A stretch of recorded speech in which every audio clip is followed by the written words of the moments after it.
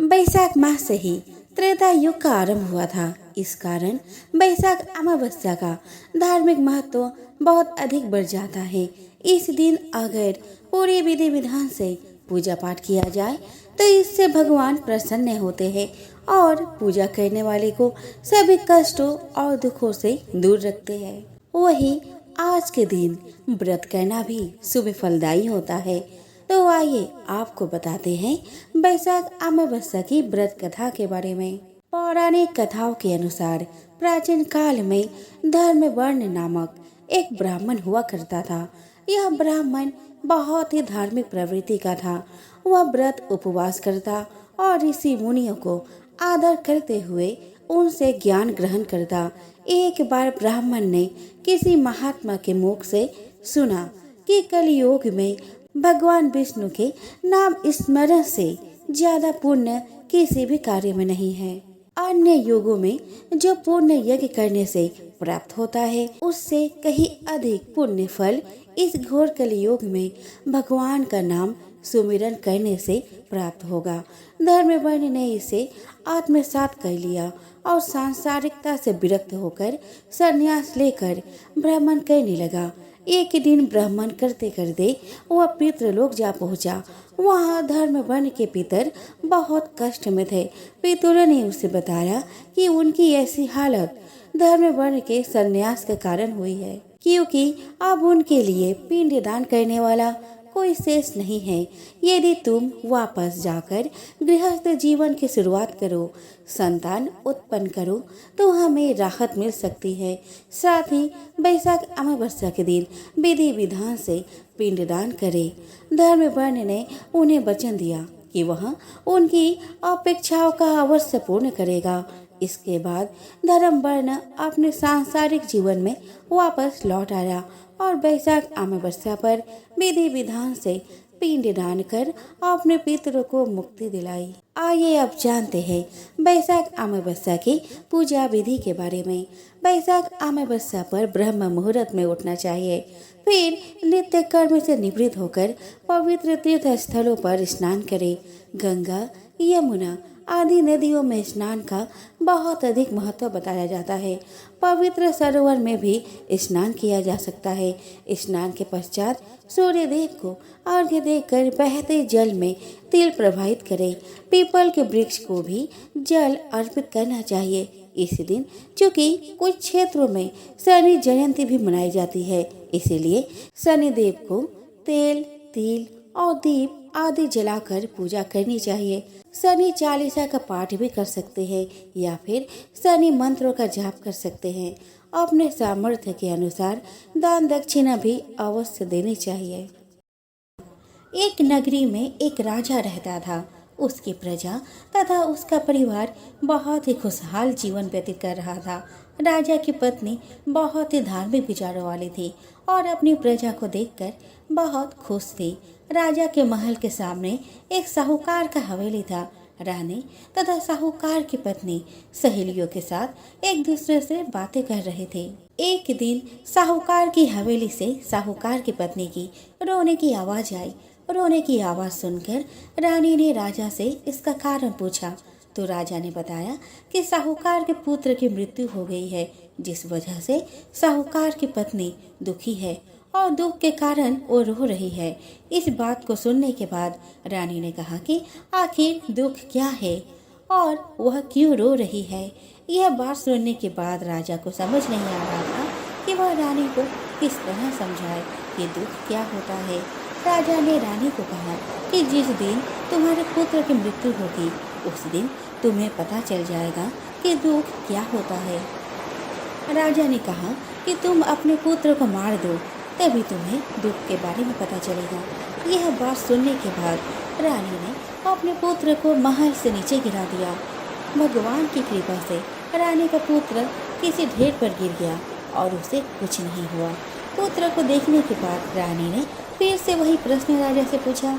तब राजा ने कहा कि पड़ोसी राज्य से युद्ध हो रहा है, मैं उस युद्ध में अकेला जाऊंगा और जब मेरी मृत्यु की खबर तुम तक आएगी तब तुम्हें एहसास होगा कि दुख क्या होता है। राजा युद्ध के लिए चल गया, परंतु भगवान की कृपा से वह जीत गया। राजा घर वापस आ गया और वह सोचने लगा कि आखिर ऐसी क्या बात है कि वह रानी को दुख का एहसास नहीं करवा पा रहा। इसके बाद राजा ने रानी को बुलाकर कहा कि वह दोनों गंगा यात्रा के लिए जाएंगे, इसीलिए रानी तैयार हो जाए और गंगा किनारे जाकर वह गंगा में कूद जाएगा। रानी ने गंगा की यात्रा की तैयारी शुरू कर ली। दूसरी तरफ कैलाश में भगवान शिव ने सती को कहा कि मैं कल योग में तुम्हें सुख आत्मा का दर्शन करवा दूंगा। वो कहने के बाद भगवान शिव जी ने बकरी का तथा माता पार्वती ने बकरी का रूप धारण कर लिया। इसके बाद वो नदी किनारे घास चढ़ने लगे। वहीं पर राजा अपनी रानी के साथ आ गया। राजा तथा रानी ने वहां भोजन किया और विश्राम करने लगे। उस समय राजा पानी लेने चला गया।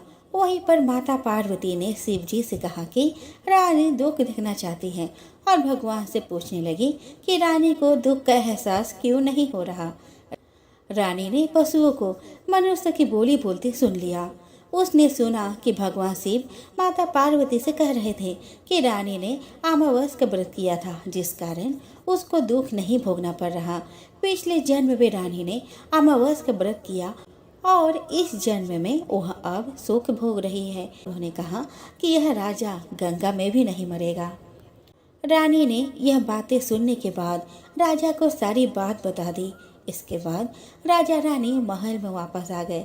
राजा ने अपनी प्रजा को भी अमावस का व्रत करने की आज्ञा दी और कहा कि जो भी मनुष्य इस व्रत को करेगा उन्हें हमेशा सुख समृद्धि हासिल होगी। भगवान शिव कहते हैं, पार्वती अब मैं 7वें अध्याय का महात्म्य बतलाता हूँ, जिसे सुनकर कानों में अमृत राशि भर जाती है। पाटलिपुत्र नामक एक दुर्गम नगर था, जिसका गोपुर बहुत ही ऊंचा था। उस नगर में शंखकर्ण नामक एक ब्राह्मण रहता था। उसने वेश्यावृत्ति का आश्रय लेकर बहुत धन कमाया, किंतु ना तो कभी पितरों का तर्पण किया और ना देवताओं का पूजन ही किया। वह धन उपार्जन में तत्पर होकर राजाओं को ही भोज दिया करता था। एक समय की बात है, उस ब्राह्मण ने अपना चौथा विवाह करने के लिए पुत्रों और बंधुओं के साथ यात्रा की। मार्ग में आधी रात के समय जब वो सो रहा था, एक सर्प ने कहीं से आकर उसकी बाह में काट लिया। उसके काटते ही ऐसा अवस्था हो गई कि मणि, मंत्र और औषधि आदि से भी उसके शरीर की रक्षा असाध्य जान पड़ी। तत्पश्चात कुछ ही क्षणों में उसके प्राण पखेरु उड़ गए। फिर बहुत समय के बाद वह प्रेत सर्प योनि में उत्पन्न हुआ। उसका चित्त धन की वासना में बंधा था। उसने पूर्व वृतांत को स्मरण करके सोचा, मैं जो घर के बाहर करोड़ों की संख्या में अपना धन गाड़ रखा हूँ, उससे इन पुत्रों को वंचित करके स्वयं ही उसकी रक्षा करूँगा। एक दिन सांप के योनि से पीड़ित होकर पिता ने स्वप्न में अपने पुत्रों के समक्ष आकर अपने मनोभाव बताया। तब उसके निरंकुश पुत्रों ने सवेरे उठकर बड़े विस्मय के साथ एक दूसरे से स्वप्न के बारे में बात की। उनमें से मझिला पुत्र कुदाल हाथ में लिए घर से निकला और जहां उसके पिता सर्प योनि धारण करके रहते थे, उस स्थान पर गया। यद्यपि उसे धन के स्थान का ठीक ठाक पता नहीं था, तो भी उसने चिन्हों से उसका ठीक निश्चय कर लिया और लोभ बुद्धि में वहां पहुंचकर बाम्बी को खोदना प्रारंभ किया। तब उस बाम्बी से बड़ा भयानक सांप प्रकट हुआ और बोला, अरे मूर्ख, तू कौन है? किसके लिए आया है? क्यों बिल खोद रहा है? अथवा किसने तुझे भेजा है? ये सारी बातें मेरे सामने बता। पुत्र बोला, मैं आपका पुत्र हूँ, मेरा नाम शिव है। मैं रात्रि में देखे हुए स्वप्न से विस्मित होकर यहाँ का सुवर्ण लेने के कौतूहल से आया हूँ।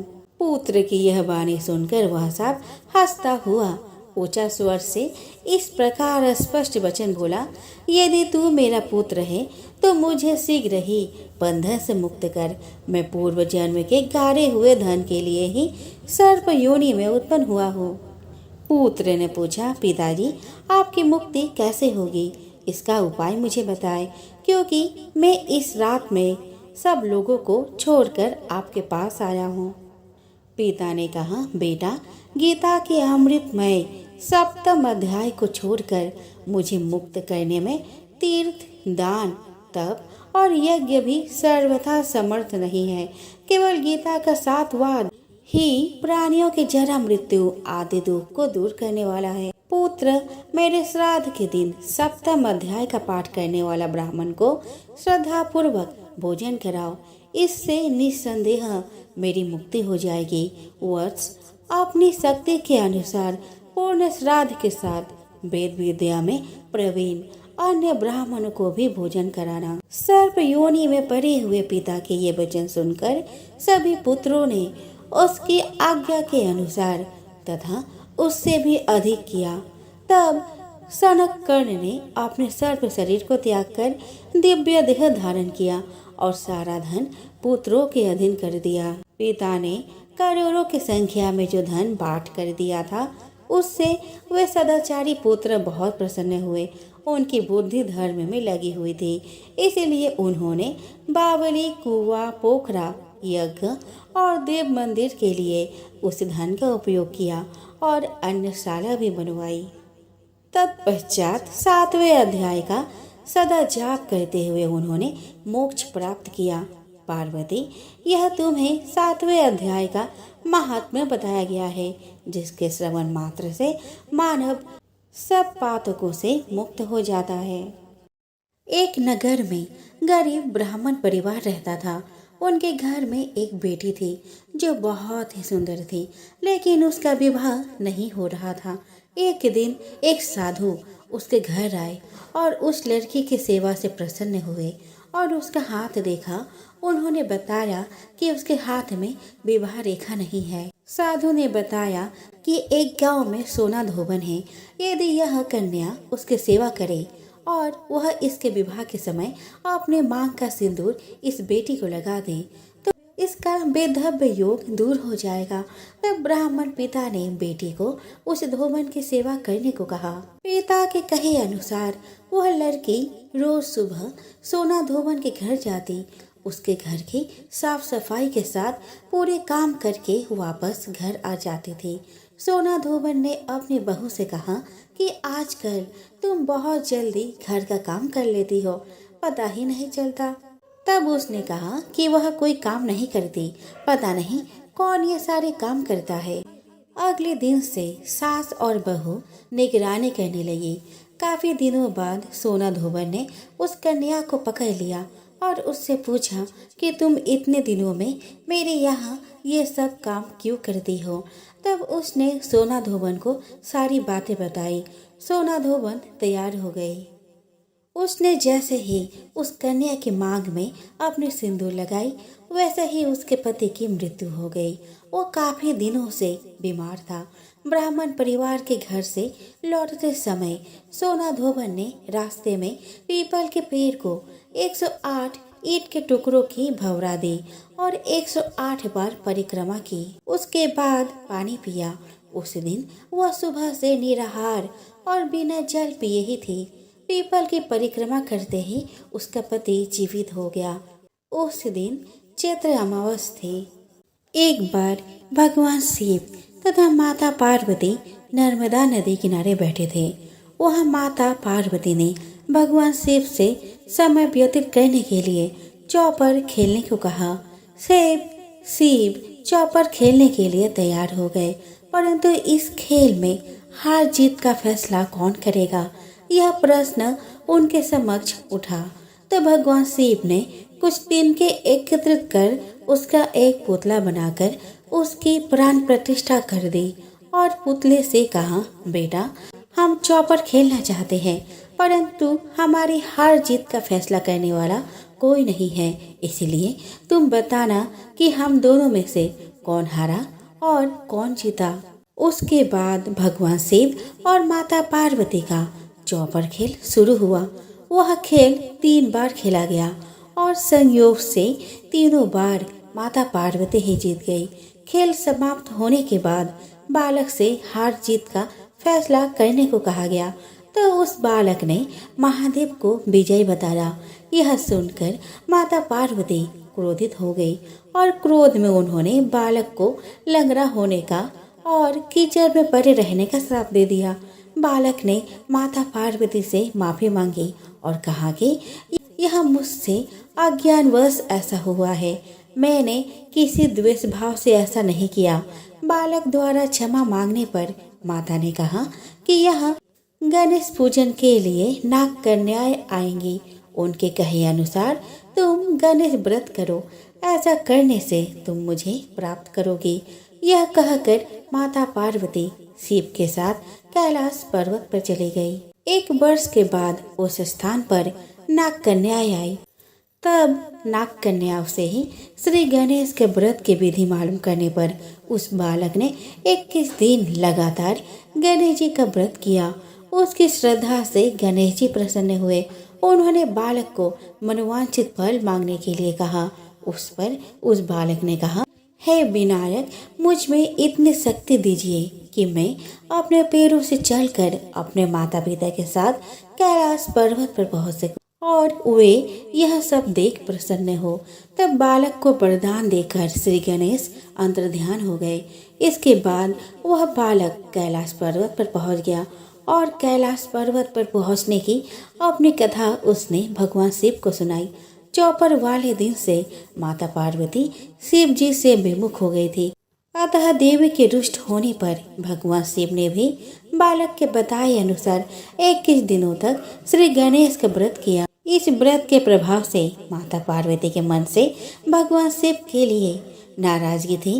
भगवान शिव के लिए जो नाराजगी थी वह समाप्त हो गई। तब यह व्रत विधि भगवान शंकर ने माता पार्वती को बताई।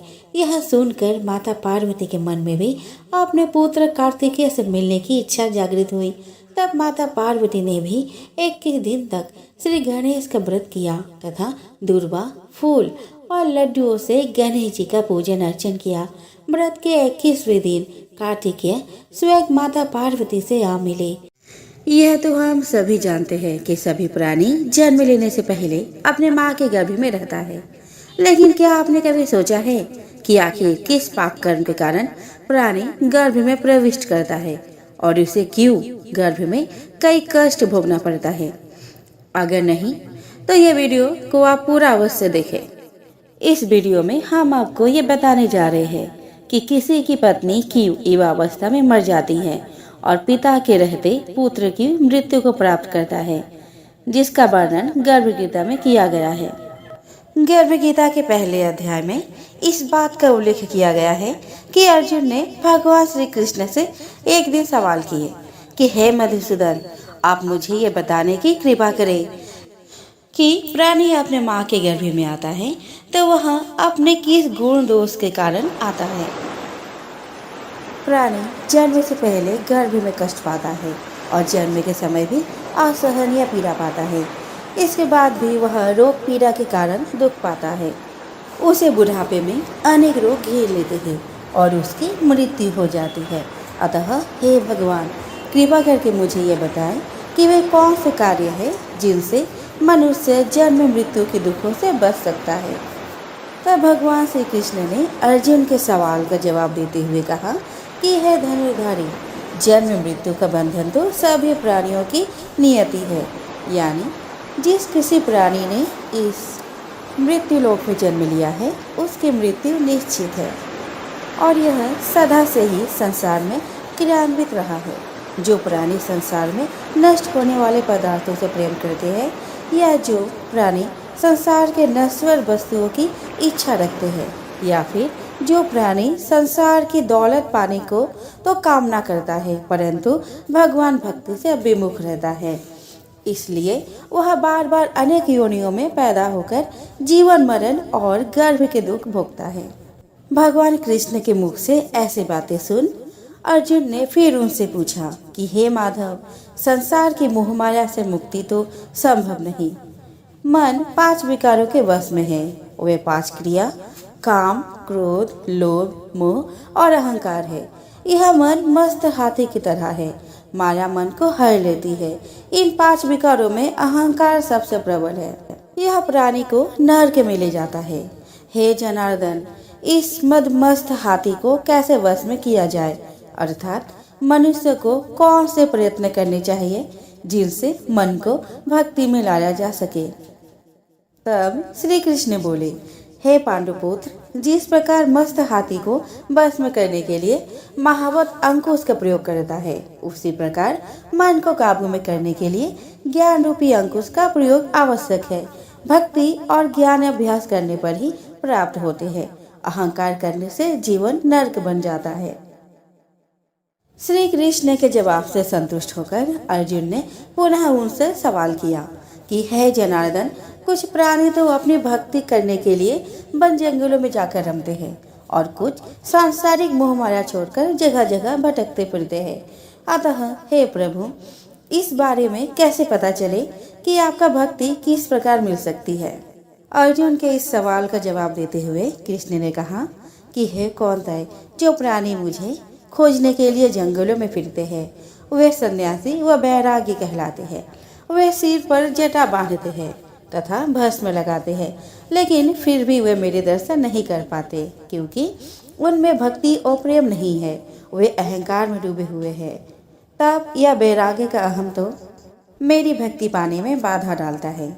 मैं शुद्ध मन से भक्ति करने वाला सतत अभ्यासी, जो काम, क्रोध, मोह, लोभ और अहंकार से परे है, उन्हें ही मैं दर्शन देता हूँ। तब अर्जुन ने श्री कृष्ण से पुनः पूछा कि हे वासुदेव, मनुष्य इन 5 विकारों से ग्रस्त होकर अपने सांसारिक जीवन को नष्ट कर लेता है। इसीलिए हे माधव, मुझे यह बताइए कि वह कौन सा पाप है जिसके कारण किसी की स्त्री असमय ही मर जाती है। इतना ही नहीं, पिता के रहते किसी के पुत्र क्यों मर जाते हैं और किस पाप के कारण व्यक्ति नपुंसक हो जाता है।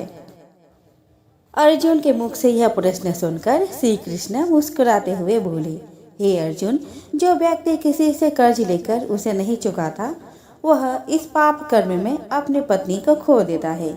उसी प्रकार जो किसी की अमानत को नहीं लौटाता, उसके पुत्र मर जाते हैं।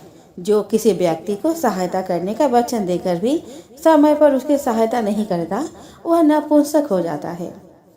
ये सभी बड़े भयंकर पाप है। भगवान श्री कृष्ण के मुख से ऐसे दिव्य वचनों को सुनने के बाद अर्जुन का जिज्ञासा कम नहीं हुआ और उन्होंने पुनः श्री कृष्ण से एक प्रश्न पूछा, हे कृपा निधान, मनुष्य किस पाप के कारण हमेशा रोगी रहता है और किस पाप के कारण बोझा ढोने वाले गधे का जन्म पाता है। स्त्री तथा गधे का जन्म प्राणी को किस पाप कर्म के कारण मिलता है और मनुष्य किस दुष्कर्म के फलस्वरूप जघन्य पशु बनता है। तब श्री कृष्ण ने अर्जुन से कहा कि हे पार्थ, जो मनुष्य अरि कन्या को बेच देता है वह हमेशा रोगी रहता है। जो अभक्ष्य भोजन करता है और विषय विकार के लिए मदिरा पान करता है, गधे का जन्म पाता है। जो झूठी गवाही देने वाला होता है वह स्त्री का जन्म पाता है। जो भोजन बनाकर पहले स्वयं खा लेते हैं, बाद में भगवान को दान करते हैं, वे बिल्ली, सूकर की योनि को प्राप्त करते हैं। उधर जैसे जैसे कृष्ण अर्जुन के प्रश्नों का जवाब देते जा रहे थे, वैसे वैसे अर्जुन के मन में जिज्ञासा बढ़ती जा रही थी और इसी जिज्ञासा के कारण अर्जुन ने फिर श्री कृष्ण से पूछे कि हे कृपा निधान, इस संसार में जिन प्राणियों को आपने धन दौलत प्रदान की है और उत्तम वाहन दिए हैं, उन्होंने कौन से पुण्य किए हैं। तब श्री कृष्ण ने अर्जुन को बताया कि हे धनंजय, जो उत्तम रीति से पात्र को स्वर्ण दान करता है वह उत्तम वाहन और धन धान्य प्राप्त करता है। जो भगवान को साक्षी मानकर कन्या दान करते हैं वे उत्तम पुरुष का जन्म पाते हैं। यह सुन अर्जुन ने भगवान से पूछा कि हे दयानिधान, इस संसार में आपने किसी को तो इतना सुंदर बनाया है और किसी को इतना कुरूप, किसी को धनवान बनाया है तो किसी को निर्धन, सो ऐसा क्यों है। तब श्री कृष्ण ने अर्जुन के इस प्रश्न का उत्तर देते हुए कहा कि हे अर्जुन, जिन प्राणियों ने अन्न दान किया है उनका स्वरूप सुंदर है और जिन्होंने विद्या दान किया है वे विद्वान हैं। फिर भी पुरुष का रूप स्वरूप नहीं बल्कि गुण महत्वपूर्ण है। जो संतों की सेवा करते हैं वे धनवान व पुत्रवान होते हैं। उधर श्री कृष्ण के मुख से अपने सवालों का जवाब सुनकर अर्जुन कुछ देर के लिए शांत हो गए। तब भगवान श्री कृष्ण ने बोले, हे पार्थ, क्या तुम्हारी जिज्ञासा शांत हो गई या और कुछ भी पूछना है? तब अर्जुन ने कहा कि हे प्रभु, अभी भी मेरे मन में कई सवाल है जिसका उत्तर मैं आपसे जानना चाहता हूँ। तब श्री कृष्ण ने कहा, चलो बताओ, और क्या क्या जानना चाहते हो? तब अर्जुन ने कहा, हे मधुसूदन, कृपया कर मुझे पहले ये बताए, मनुष्य धन और सांसारिक सुखों के प्रति इतना मोह क्यों रखता है? तब श्री कृष्ण ने अर्जुन से कहा, हे कौन्तेय, यदि प्राणी मेरी कृपा से वंचित हो जाए तो वह धन दौलत आदि से मोह करने लगता है। यह सब नाशवान है। विवेकी प्राणी इनसे दूर रहता है। जो व्यक्ति सांसारिक मोह त्याग कर पवित्र स्थलों के दर्शन करके मेरी निष्काम भक्ति करता है, वह राजा, सामान, सुख और ज्ञान प्राप्त करता है। सभी वस्तुएं नाशवान हैं, केवल मेरी भक्ति ही ऐसी है जिसका नाश नहीं होता। भगवान के मुख से ऐसे बातें सुनकर उनके चेहरे पर सुकून आ गई और उन्होंने फिर श्री कृष्ण से पूछा कि सखा, मनुष्य में शारीरिक रोगों जैसे रक्त विकार, खंड वायु, अंधता और पंगुता आदि का क्या कारण है? ये रोग क्यों होते हैं? बताने की कृपा करें। तब कृष्ण बोले, हे अर्जुन, जो प्राणी मेरा भक्ति से विमुख होकर माया में लिप्त हो जाते हैं, वे क्रोधी, रक्त विकारी, आलसी, दरिद्र, शील, संयम रहित, खंड वायु जैसे रोगों से ग्रसित होते हैं। जो स्त्री अपने पतिव्रत धर्म का पालन नहीं करती, वह संयम रहित, ज्योतिहीनता जैसे विकारों से ग्रस्त रहती है। यह सुन अर्जुन ने फिर से श्री कृष्ण से सवाल किया कि हे मधुसूदन, कृपा करके गुरु दक्षिणा के बारे में कुछ बताने का कष्ट करे। मुझे गुरु की महिमा के बारे में भी बताए। तब श्री कृष्ण ने अर्जुन से इस सवाल का जवाब देते हुए बोले कि हे धनुधारी, तुम्हारा यह प्रश्न संपूर्ण मानव जाति के लिए कल्याणकारी है। तुम धन्य हो और धन्य है तुम्हारी जननी। हे पार्थ, ब्रह्मचारी और संयमी पुरुष जो ईश्वर भक्ति और परोपकार में लगा हो, उसे ही गुरु बनाना चाहिए। अपने गुरु को देख रेख में ही मेरी पूजा करे। गुरु की कृपा से विमुख प्राणी सप्तग्राम मारने का पाप भोगता है। ऐसे प्राणी का मुख देखना भी पाप होता है। हे अर्जुन, सारे संसार के गुरु जगन्नाथ है। विद्या का गुरु काशी, चारों वर्णों का गुरु ब्राह्मण, ब्राह्मण का गुरु सन्यासी है। सन्यासी उसे कहते हैं जो सब कुछ त्याग कर मुझ पर रम गया हो। जो गुरु का भक्त है वह मेरा भक्त है। जो गृहस्थ गुरु से विमुख होता है वह चांडाल के समान है। जिस जगह मदिरा का भांड हो, उस स्थान का गंगा जल भी अपवित्र होता है। इसी तरह गुरु से विमुख व्यक्ति का भजन भी अपवित्र होता है।